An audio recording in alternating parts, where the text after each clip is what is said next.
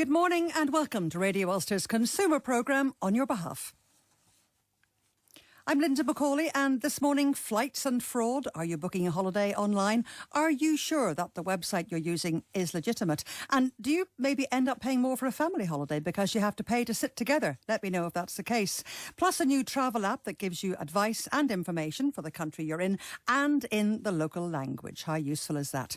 And January is a taxing time for many people, tax returns and new tax codes. More on that in a moment. And on top of all that, travel advice, and particularly in the light of the attacks and the news this morning in Hurghada in Egypt, how to make sure you've got the right insurance for your trip. And talking insurance, gadget insurance for all the gizmos your family got for Christmas. The experts are in the studio on travel, insurance and tax. The phone lines are open 030 30 80 55 55. You can text on 81771 or email oyb@bbc.co.uk. And if you do use Twitter, it's @ConsumerLinda. Now, you probably heard it when you woke up this morning on the news. Security forces in Egypt have shot dead two men who carried out a knife attack at a hotel in Hurghada in Egypt. Witnesses say they raised the black flag of Islamic State when they entered the hotel in the Red Sea resort. 3 tourists were wounded, and an Egyptian hospital official says 2 Austrians and a Swede were stabbed, but they're only lightly wounded and are in a stable condition. But Doreen Mackenzie of ABTA, still very, very worrying for travellers. Yes, it is, and I think that's why the Foreign Office still have a no-go zone into Sharm el-Sheikh, so our passengers are not going to be in that area at this moment in time. They'd be more in the north, probably up around Cairo and what have you. But it is frightening for people, and we won't send anybody until we're pretty sure that everything's okay. So what is the Foreign Office advice at the moment? Because that will affect your insurance, won't it? Well, the Foreign Office advice at the moment is that Sharm el-Sheikh airport is not meeting the standards that they want, so they have it on a no-go zone. But the resort itself is fine. So you could come into the resort via Cairo and come down through the country. So it depends on how you got there? Yes, basically. So travel insurance, Paul Hattie, spokesman for the British Insurance Brokers Association, BIBA, that is important, isn't it, what the Foreign and Commonwealth Office says, whether your travel insurance will actually work in that area? Yes, the travel insurance industry use the FCO's advice to decide where you can and can't travel. So if they say not to go there and you go there, there is the very high likelihood that your insurance will not cover any claims that you make on that trip. And if the FCO says you can't go there, you're entitled to your money back, Doreen Mackenzie. But if they don't say that, then it's up to you. That's right. The terms and conditions of the tour operator's holiday applies. But do remember, the resort is not a no-go zone at the moment. So you could get there if you want via other routes. And is it possible to have a travel insurance policy, Paul, that will cover everything? You know, these little exclusions where it talks about terrorism, this, that and the other. Does travel cover everything? Well, travel insurance doesn't cover everything. It's there to mitigate certain losses that are most common, probably like medical and baggage and things like that, but it doesn't cover everything, and virtually every travel policy that I know of has a terrorism exclusion. That doesn't mean that they didn't give cover, say, during the Tunisian attacks, if there wasn't cover from a package holiday legislation. They did look at claims, but there is an exclusion because if there was a massive terrorist attack, that they haven't charged enough premium, if you like, to cover those likelihood of those claims. Well, we'll talk about that later in the programme. Let's move on to another subject now. Tax deadlines and tax codes, which are a worry in January for people. And do pick up the phone if you have a question for my guest this morning. Tax expert Adrian Huston, former tax inspector, so you know from both sides of the fence. Is time running out if you need to file a return online this year? Well, it's certainly getting short, Linda, but no, it's not running out in that we still have about 3 weeks to get those returns in. And the That's issue the 31st of January, is that 31st of January, and they must be filed online if you want to avoid a £100 fine. So it's too late for the paper return? You could still send it on paper, but you will be fined £100 and there's no getting out of it. So you might make a decision that I'll take the hit because I couldn't be bothered dealing with the Revenue's IT. Would that be a reasonable point of view? What's the right? It would be a reasonable point of view if you felt that your alternative was to pay someone to do your return. You might say, I'll just take the hit for £100. But you will get the penalty and don't expect to get off it. But if you do register now and it's not too late to register, you can make your return online. Yes, you need to have a user ID, which you get online, and then you need to have an activation code which comes by post. So you really need to get acting this weekend so that you have that in time. And if you've already had a user ID but you've lost your login, there are quicker ways of getting that refreshed. But if you've never had this activation code implemented, then you are going to receive something by post, and so you have to allow for the revenue's rather slow post. And when we're talking about returns at this time, this is for self-assessment for what type of people? Self-assessment primarily affects directors of limited companies, self-employed people, most landlords, most people who have a rental property, and then what in Northern Ireland terms would be the very well off. So people earning, over £100,000 a year. Those are the main categories of people who will get a tax return every single year. And if they don't file it, the penalties are these days quite nasty. And automatic. And new tax codes will be coming out about now. When are they appearing? Yes, rather unhelpfully, the tax codes come out in January at a time when accountants really don't want to see them. Because they come out in January for use from the 6th of April. And the reason they come out in January is so that the taxpayers have a chance to fight with the revenue and get the code sorted before it actually gets used. So if you've got a tax code and you don't like it, then either write to the revenue or ring them in February, because at the moment they're inundated with calls about self-assessment and you'll just end up longer on hold. How would you know? I mean, it's just letters and numbers. If your tax code, if you're not a pensioner, the standard tax code is 1060L. 1060L. So if you have anything other than that, then there's been some adjustment made. And if you don't know why that adjustment has been made, you can ask the revenue to explain it. And the simplest way to do that is to write to them, because then when you get their answer, you have time to read it, rather than a telephone response where they say some guff and you sort of think, oh, well, they sound as if they know what they're talking about, and you leave the phone call rather unsatisfied. So you're suggesting you write rather than phone? Yes. Is that because of the frustration levels of Yes, I'm going bald because of trying to deal with HMRC, and I actually, as an accountant, have a priority line I can get through within 2 minutes. Ooh. But yes, We'd all like that number. Well, that's the advantage of paying for professional advice, you see. I can do that. But and others in your position. Exactly.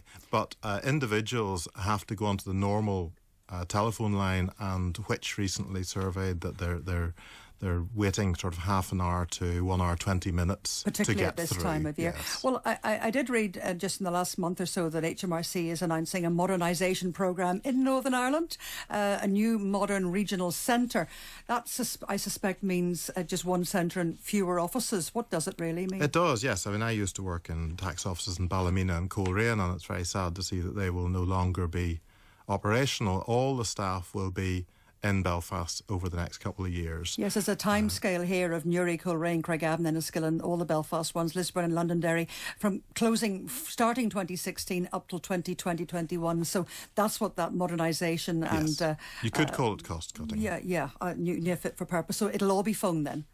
It's basically all by phone now. You can't walk into a tax office at the moment. They have staff in these buildings around Northern Ireland, but you can't go in and see them and say, could you help me with my tax return? They don't have inquiry offices anymore. They cut those out about a year ago. And stamp duty, is that also changing about now? Stamp duty is changing for people who are buying a second property, for instance, to let out or as a holiday home, and that's changing from the 1st of April.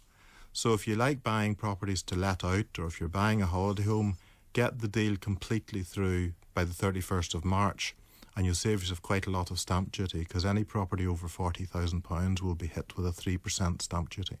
So this is a day to think about doing it. In fact, not to think, to do it. Get started. Don't think again. Sometimes in January, time runs away. You're going to have to make the call. You're going to have to get a letter back with a code. You're going to have to do all sorts of things. Don't put it off. Adrian Huston, tax consultant, is in the studio. If you have questions, the phone lines are open 030 30 80 55 55, and indeed on travel or insurance as well. Because, well, fake websites. How often do we talk about fake websites in this programme? All sorts of them. But it happens all the time, and these fraudsters really are very, very clever. And this listener is nearly £100 out of pocket because she fell for a fake passport site. And as she explains, it looked like the real thing. And in fact, it came up top on her search engine. My son was looking to get his passport renewed. So I said I'd get it to him as part of his Christmas present. So he's actually looking to book tickets, you see, for the Northern Ireland match. So I went on the internet on Monday. And the first site that comes up, I honestly thought it was a legitimate government site for booking an appointment at the office in Belfast and getting the passport. Did it look like the real thing? It did, actually, to be honest. And I didn't know otherwise until Wednesday when he went up for his appointment. And he was told that the fee hadn't been paid. Now, I had sent the paperwork up with him, and they said that it was a scam that they were trying to sort out. And a lot of people have been conned. So did it have all the proper sort of logos and colours, etc., that looked real? Yes, it did. You were able to select 2 or 3 appointment dates, and somebody would come back to you, with the actual appointment and stuff like that there. So as I say, I didn't know otherwise until Wednesday when he actually went up for the appointment and was told then that, that was a scam site. So how much had you paid, and is that money completely gone? I mean, is it just completely disappeared, or have you got anything towards your son's passport? No, I have to repay the fee. I'm actually going to Belfast now this afternoon to give them the paperwork and pay the passport fee again. So how much was the first payment you made to the rogue site? Well, it came up as 103 on some of my paperwork, but it was actually £98.50. And I was led to believe that was a fee for the fast-track booking appointment and the price of the passport. Now you're going to have to pay that all over again? Yeah, I have to pay that now this afternoon when I go up. Well, she's going to try and get her money back. She's not hopeful, but she wanted to alert others. And when we asked the Home Office, they pointed out there is the one .gov.uk website. That's the real one. HMN Passport Office has no association whatsoever with any other website. And of course, you should check the terms and conditions of the website if you've been misled. Probably too late then. And also, of course, the HM Passport Office says all unofficial sites offering passport services are legally required to carry a clear disclaimer stating they are not an official passport site or affiliated in any way to HM Passport Office. But Doreen, I'm sure you have people come into your travel offices saying it's happened to them.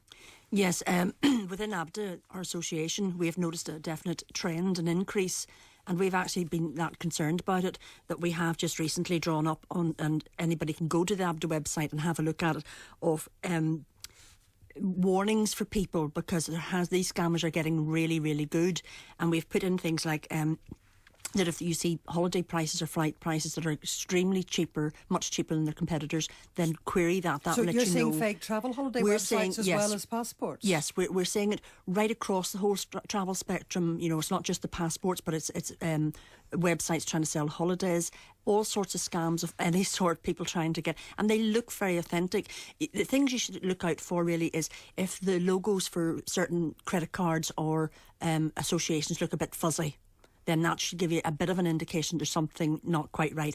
If the prices are too low, there's a reason for it. So, but I think one of the highest ones that I would say to people before they part with any money is if they don't accept a credit card online, there's a reason for that. If they only ask for a bank transfer, the bulk of the scam sites that we've seen are only taking money through bank transfer, which means you can't get your money back.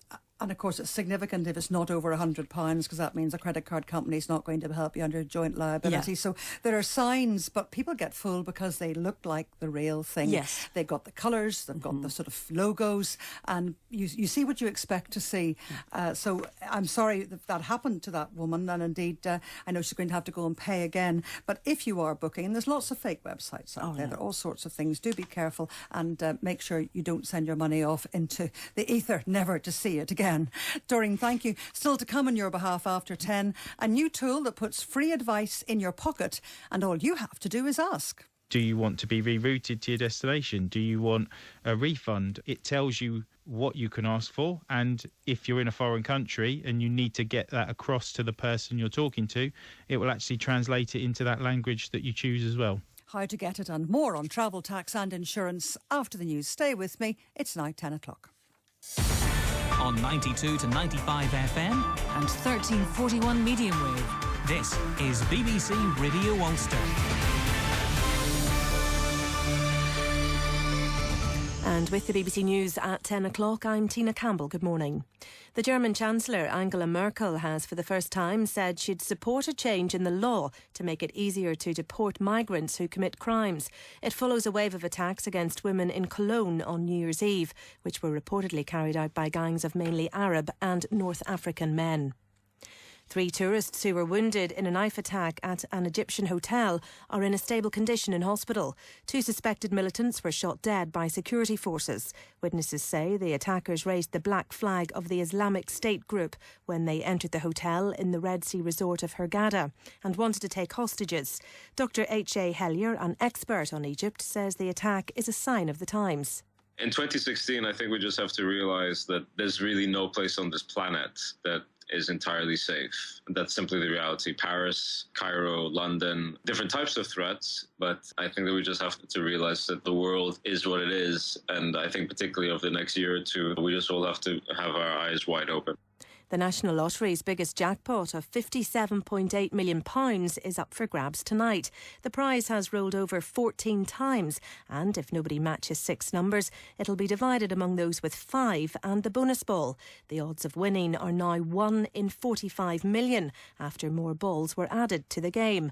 Camelot's Sally Chowdhury defended the change. Whilst the odds of winning the jackpot did lengthen with the new game, the odds of becoming a millionaire did improve because of the raffle. But tonight, that jackpot, that 58.7 million, must be won.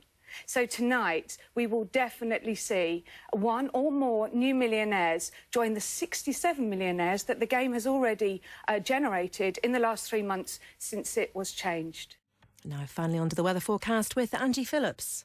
Some frost and icy patches in places this morning, but they'll lift as cloud continues to increase. Showery rain then follows through the morning, first of all across the south and east, with some heavy bursts which could be mixed with hail and turn to sleet or wet snow on hills.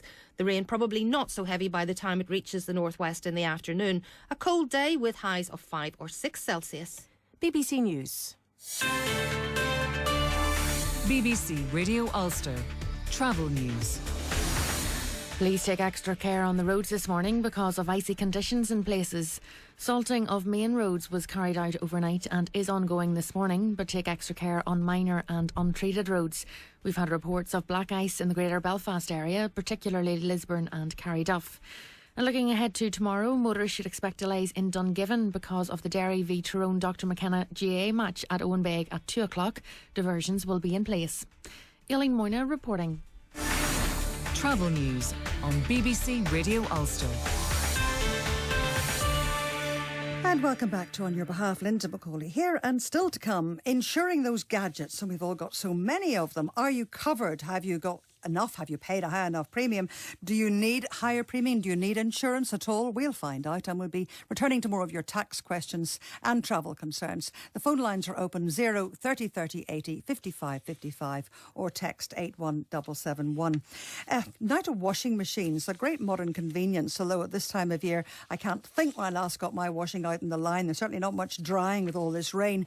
But if you're thinking of putting a wash on this morning, before you do, make sure it's your washing machine is not this particular one, because there's been a product recall and it's an important one for LG washing machines. Now I'm going to say the code now, and our phone-in operators have got the make as well and model, so if you want to ring in, I'll also say it again at the end of this interview. But the model is LG 8kg LG 8kg 6 motion direct drive. LG 8kg 6 motion direct drive. Well, Phil Buckle of Electrical Safety first. Good morning to you. Good morning, Linda. What's happened to these particular models of the LG washing machine, and can users continue to use them safely? No, we would recommend that until they've had them checked, they avoid using them. On this particular recall, there is a risk of electric shock in certain circumstances because water's getting behind the control panel, and it's likely that the chrome decal on the front can become live. LG actually say users may experience a mild electric shock, but if you've ever experienced an electric shock, it's generally an electric shock. I don't know really what mild is. So, well, once you said water and electricity, alarm bells rang for me. Yes, they don't mix. And we see, unfortunately, a whole range of recalls going on with products such as this. And the problem is many consumers don't know that they've been recalled. That's why we set up the recall checker on our website. And the links are there on our website through to Electrical Safety First, and there is a recall page going right back that shows all the different models. I suppose when you say most people or many people don't know, it's because we don't fill in that little card very much. So No, it is all about registration. And in the past, and it's something we've been campaigning for in the past, people are reluctant to register, myself included, because we know we're going to get lots of marketing stuff coming through the post. You know, you get asked your salary range, your age, etc. when you go to register a product. But the good news is manufacturers have really listened to those concerns, and there is details of how you can register your appliance on our website. And I've done that recently with a coffee maker, and it was very quick, it was very easy. So I would recommend that you do register your appliances. I do certainly do that. And you can also register your existing appliances. Don't just think it's a new appliance. Whatever you've got in your house, you can register it on the Register My Appliance website. It's a very useful website, and I'm going to say the model again of this LG washing machine without coughing this time. LG 8KG6 Motion Direct Drive. That's this particular model, an immediate recall, not safe to use. In the studio with me here in Belfast is Paul Hattie, the British Insurance Broker Association. If any product, any appliance were to go on fire, have an electrical fault or whatever, and there'd been a recall and you didn't know about it, how would your household insurance stand? Well, your household insurer would just act as if it was a normal fire, but they would have the right to subrogate their losses against the manufacturer if they thought it was an inherent defect. So they could go get the cost of the fire and try and get it back off the manufacturer because of the recall. But what about your responsibility for having known there was a recall? I mean, if you hadn't filled in a bit of paper? No, that really wouldn't affect it. Fire is a very wide cover on a policy. If you knew about it and did nothing and just ignored it, it's a possibility the insurer would try and infer that you really should have done something and you weren't acting in their best interests. But it would be difficult to prove that you had known about it. You'd have to actually tell them. And I suppose, Phil Buckle, your advice is that Electrical Safety First, you don't use these appliances when you're not in the house or when you're asleep. And I'm talking about dishwashers and all sorts of things. That's right, yes. I know that's going to be quite an inconvenience for people, but the evidence as it stands is that these appliances can catch fire. And we're not just talking about large domestic appliances. There's a lot of small gadgets you use around your house that can also be at risk, and particularly chargers. Yes. And we all use all the different types of computers and laptops and tablets, and people often buy a charger for them that they get from a market stall or on an online website. And they don't necessarily know that they've been made to the right standards. And again, on our website, there are a lot of those types of chargers that have been recalled. So I would urge people to check. We will put the links up. They are already there up to Electrical Safety First, and indeed the details about this particular recall. Phil Buckle of Electrical Safety First, thank you for taking the call on a Saturday morning. Appreciate you being here on our behalf. And indeed, you can ring in too. We're getting lots of calls about tax for our tax expert, Adrian Huston. 030 30 80 55 55 is the number. Con rang in a few weeks ago. He'd heard something. You know the way you hear something, you're not sure what it was, about European legislation compelling airlines to seat all family members together. But he wasn't quite sure what he'd heard and indeed if it was even right. I've heard stories of families being asked to pay extra. It happened to a niece of mine last year. She had two small kids and she had to pay extra to get them all to sit together. That sounds quite ridiculous, really, because the last thing as an airline passenger you would want would be to have two children sitting next to you and their mother 5 rows away. Yeah, surely they would, the children themselves would be upset. Well, what is the situation? What are you entitled to expect when you book on an airline? Doreen McKenzie of ABTA. A family, young children, does it matter what age the children are? No, it doesn't, and there's no statutory regulation on airlines to seat passengers together. They usually try to seat everybody who's in the same booking reference number together, but it may not. You may check in late. We do know that some web-based carriers who are selling holidays with their flights have been deliberately putting families separately apart. We found that out about That's a year quite ago. interesting, because we did talk to the CAA.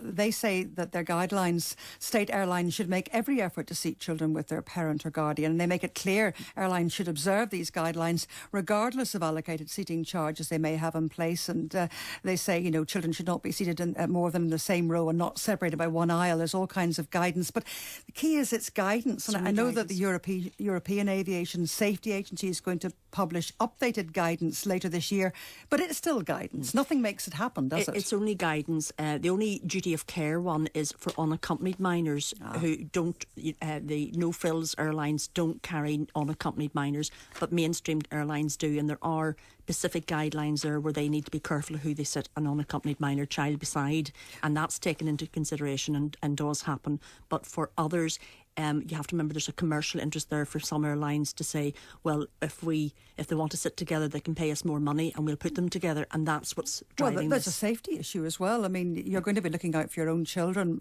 ahead of anybody else if something does happen. Michael texted and he says he hasn't paid a premium to sit together, but it's always happened 6 times in the last 3 years with many airlines. He's saying always check in online as soon as check-in opens. That's true too. Sometimes when you get to the airport, if you haven't checked in online, people are way ahead of you. Yes, the airlines do have, for people who are travelling together, really, so many seats allocated, and depends how they load the aircraft. Some load from the middle, some load from the back. So it depends whenever check-in's open, whenever you get the best advice. As soon as check-in's open online, book it, do it, and you have a better chance of getting together. If you leave it to the last minute and you arrive at the airport and there's 3 or 4 of you wanting to be seated together, you're going to only get what's left. Well, I can understand that if they're adults, but if they're a family, you would hope this guidance should have some effect, because families with children under 12 need to sit together. It should, but I've actually sat on several flights to holiday destinations, and the hostesses have asked people to give up their seats so the family could sit together, and the people have refused, because they've said they've paid for their seats and they're not going to move. So it doesn't work two ways, sadly. So the best advice is you really have to just pay for that extra seat to be guaranteed to be sitting beside your family.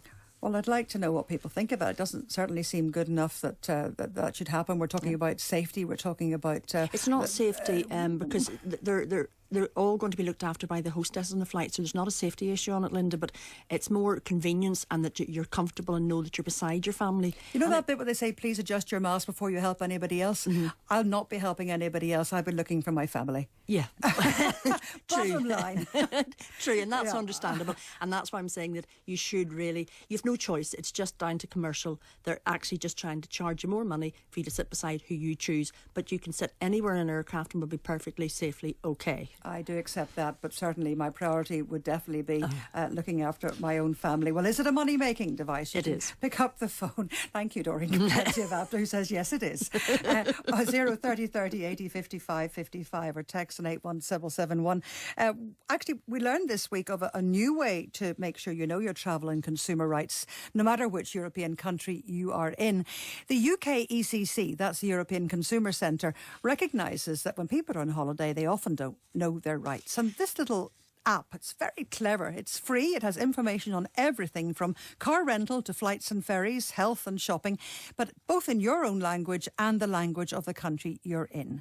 UK ECC Consumer Advisor Adam Mortimer says it's well worth having just in case.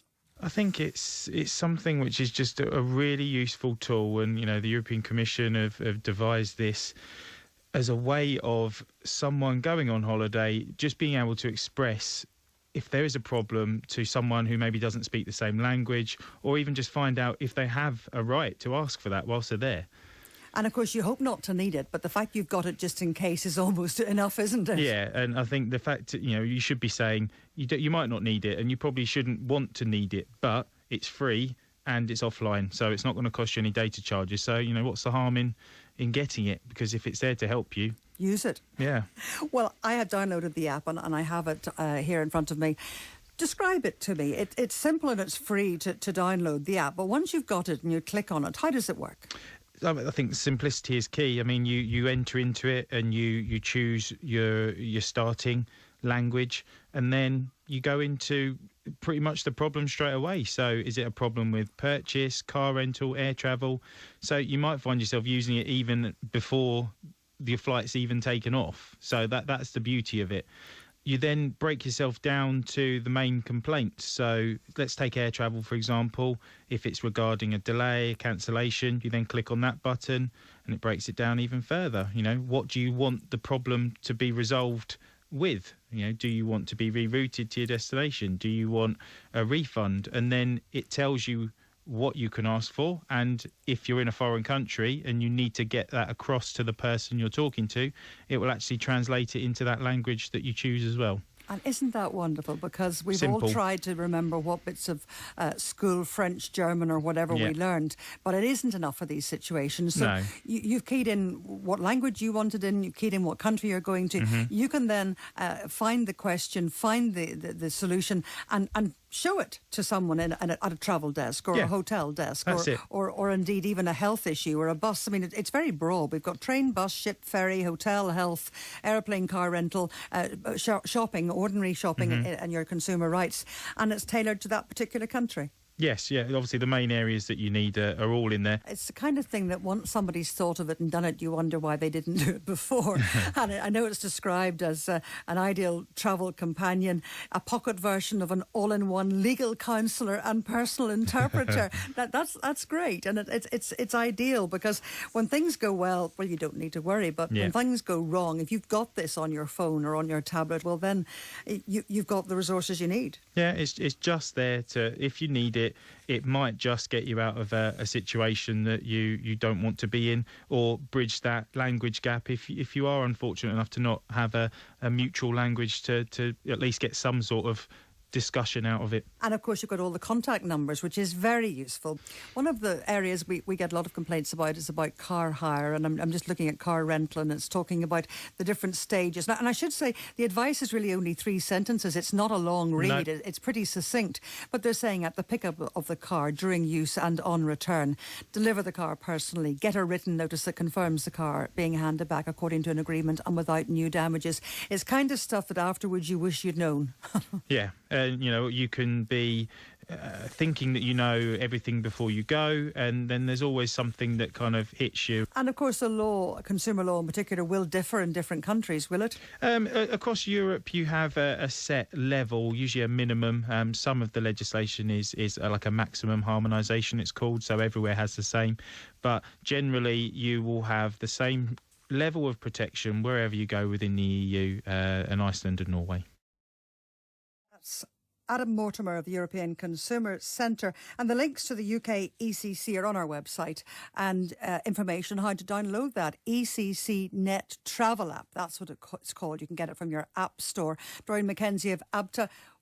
Would you recommend it? Will you be getting it? Yes, I think it'll be very useful, particularly for your listeners, Linda, that actually book independently online themselves. And that's the number of inquiries we're getting more often than those people who are booked on the traditional packages, because the tour operators take care of all those problems that happen for them, whereas this gives them that freedom of knowing what should I do? What's my next step? So it'll help them if a situation arises. Oh, things like car rental, you're usually on your own when it comes to that. Yes, very much so. Nobody much there to help you, not a tour operator. So it's nice if you can say in that language, well, no, you can't tell me, I have to do that, here you go, that's the way it should be.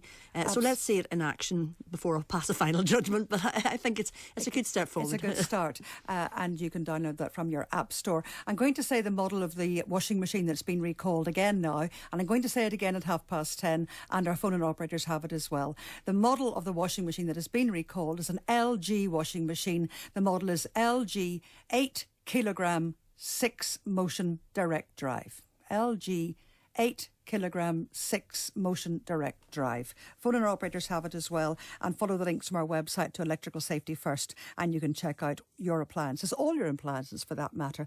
Now, Adrian Huston, tax advisor, is with me. Lots of questions. You mentioned you had a special phone number, and Carol wants to know, is there a dedicated basic tax code for pensioners? No, there isn't. Pensioners probably get the roughest deal in the tax system because they're the least likely to have an accountant, and they're most likely to have weird tax codes. Basically, this is because the state pension they receive is taxable, but the government can't tax it at source. So if you're receiving another pension, the revenue issues you a code where they give you your personal allowance and then they deduct an amount for your state pension so that they're taxing it. So in other words, they're taxing your state pension via your occupational pension. So if you have an occupational pension, your tax code will be something less than the 1060L. Multiply a code by 10 and you get the amount of allowances. So 10,600 is the basic. You deduct your pension, that gives you your allowances. Divide that by 10, that gives you the numbers to use for the code. You're going glazed. I'm going glazed there. I'm afraid you lost me when you said the first number. But I can always help people if they are in certain criteria of a certain age, older people, and of a certain income. Tax help for older people is there. It's a charity. It's free. It will give you impartial advice. The links are on our website. So there may be help for certain people. As you say, though, pensioners, their pensions are taxed. And if you want to know more about tax help for older people, follow the links from our website or our phone-in operators. They'll give you a phone number as well. We've got a lot of queries about tax, Adrian. Kathleen says, when I got my tax code at the beginning of the year, it said the tax code letter is L, where pensioners, our income is not over the limit. Is it right? Because they can't find out. Can you go by the letter? No, you can't. The only letters you need to be scared of are K and D. Those both mean a lot of tax. Every other code is just your allowances divided by 10. So 1060 is 1,060 times 10, 10,600 of allowances. So the L, it doesn't tell this woman whether her tax is right or not.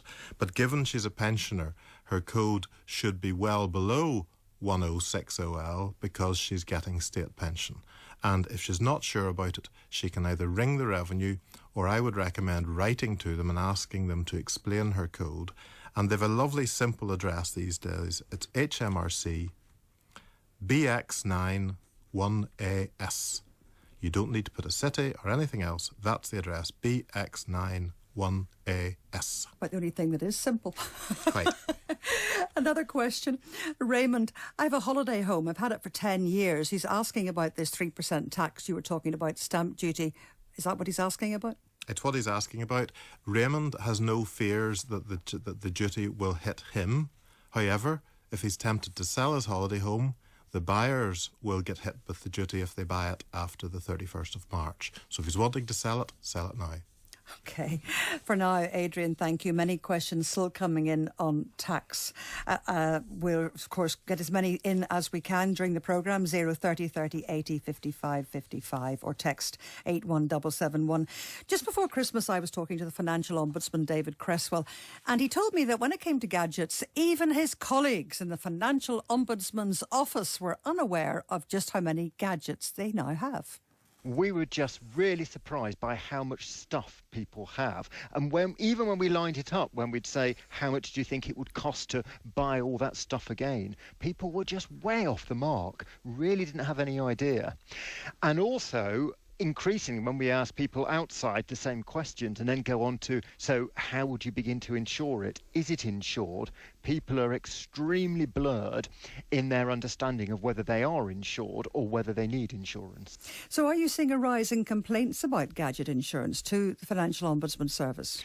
In the last year or so, we have seen a definite rise in the number of questioned complaint problems involving gadget insurance, mobile phone insurance. I think almost certainly that is simply in proportion to the number of gadgets that people now have. That's David Cresswell, Financial Ombudsman, and he's right. The things people have in their backpacks, their handbags, their carry-alls. Paul Hattie, British Insurance Brokers Association. So many gadgets, and yet they're really worth quite a lot of money. Are they covered under our household when we're outside the house? Yes, they can be. There is a specific section on your household insurance that covers personal possessions away from the house. So you've got your buildings and your contents, but there's a third section which covers either specified if they're very valuable or unspecified, where you can say I want a certain amount of loss with any one item being less than, say, £1,500, and they will be covered. But they won't be covered for everything that can happen. You have to take care of them, but they should be covered for loss accidental damage or theft away from the house. Do you have to discuss that with the insurance company or broker, or is it just automatic? No, you have to add it on. And also, I would check just to make sure the cover, because each insurer has a different definition of what will be covered and what won't. Some of them may exclude mobile phones, for example, because they feel that they're too readily lost or damaged or stolen. And you have to check just to make sure that it's covering what you want it to cover. Well, the Financial Ombudsman is seeing a rise in complaints about gadget insurance, but he says it's possibly because more people now have them. But so often when you're buying something, they want to sell you insurance at the till. Now, what's your advice on that? It's difficult to give you specific advice on it. Certainly mobile phones, they'll try with the contract to sell you mobile phone insurance, and it is very good if you break your mobile phone to have the insurance. However, it could prove costly paying that way. But and you it may might have be it through worth your bank account or something. People have so many Yes. multi-ways of being covered these days. And some bank accounts throw it in for free. But again, you'd need to check just to make sure is it going to cover the things that you want it to cover. There's so many gadgets on the go at the moment. Hoverboards, we're seeing so much about those at the moment, and drones. And I mean, it just used to be nobody had these things, and now everything's electrical and complicated and expensive. Can you get out insurance for these more modern things? You have to watch very carefully with both hoverboards and drones. Hoverboards are not allowed to be used in public places, so you can't go flying down the footpath on them. You can only really use them in your own private grounds or household. So if you use them outside of the house, your liability for if you plough into someone would probably not be covered under your house insurance, though it would be if you were on your bike, for example. And drones can be used if they're for entertainment purposes, personal use. But again, you have to be careful. You have to you can't just walk into the park where there's loads of people and fly it above their heads. There has to be clear space, and you have to be very careful with it. So I would check what the regulations are for either of those things before you use them or buy them for someone. So be careful of what you have. You may have a lot more than you realise. I think most of us do these days. They just seem quite normal after a while, but they are expensive to replace. One more question on travel insurance. A gentleman, a lady says, we go on family holidays, camping, mobile homes. We're flying out of Dublin and we're going to Croatia, and we're going to have to get insurance for the mobile home. Is there any insurance when you book separately, as our flights and accommodation are separate? What should they be doing when they're doing this different kind of holiday? Yeah, if you travel in any way independently, so outside of package holiday, then really you should get a travel disruption or an independent travel extension to your travel insurance. And I would recommend that also even if you are on a package holiday, but say, for example, you're flying from Heathrow and you need to get a flight overnight from here to Heathrow, and then maybe a hotel stay, and then say you're flying to Sharm el-Sheikh, that your flight, your whole travel was cancelled, you'll get your package policy costs back from your travel agent, but you won't get that flight and you won't get that hotel back. And if you have an extra travel disruption or independent travel extension, you will get those costs back through insurance. But if you don't, then you run the risk of getting no money. I suppose the better thing would be to go to a broker, tell them your needs, and then they'll make sure you're covered. And if you're not, the responsibility lies with the broker. Yes, that's it. If you can explain, this is exactly what I need, then they should sell you appropriate policy for that, for all your needs. In this case, the big problem would be if they got to Croatia, their flight did what it was supposed to do, and their mobile home was floating down a river, and the supplier of the mobile home couldn't give them an alternative accommodation. Then they've got nothing that they've really lost in terms of the flight. They're not going to give money back or get them back early because they did what they were supposed to do. The other people can't help them. And if they had this travel disruption or independent travel, then the alternative accommodation that they would need would be paid for by the travel insurer. Well, that's good advice. Doreen McKenzie, tell me a question from Davina. What should you do when your European health insurance card expires? How do you replace or renew it? Can that be easily done? Yes, I understand you can just easily apply online and get it renewed.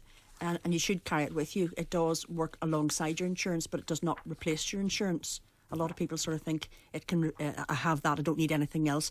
But it doesn't cover for. It only covers for the basics, really, and medicines and things. The name of the app, by the way, another person wants to know. It's the ECC Net Travel app. That's that information for you. The ECC Net Travel app.